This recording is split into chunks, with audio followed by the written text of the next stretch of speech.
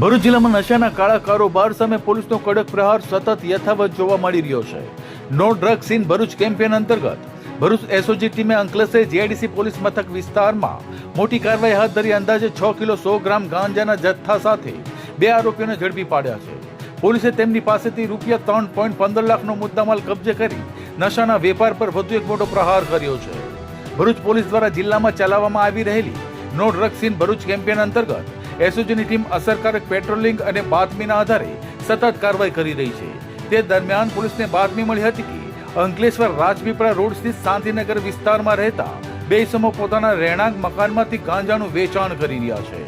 બાતમીના આધારે એસઓજીની ટીમે તાત્કાલિક દરોડો પાડી સુમનકુમાર મંટુ યાદવ અને ગોકુલકુમાર મંટુ યાદવ નામના 2 આરોપીઓને ઝડપી પાડ્યા હતા. પોલીસ તપાસ દરમિયાન આરોપીઓના કબજામાંથી 6 કિલો 100 ગ્રામ ગાંજાનો કિંમત રૂપિયા 3.5 લાખ તેમજ 2 મોબાઈલ ફોન મળી 3.15 લાખનો કુલ મુદ્દામાલ કબજે કરવામાં આવ્યો હતો.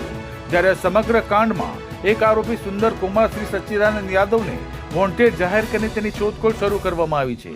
હાલ અંકલેશ્વર જેડીસી પોલીસ મથકે એનડીપીએસ એક્ટ હેઠળ ગુનો નોંધી વધુ તપાસ હાથ ધરી છે.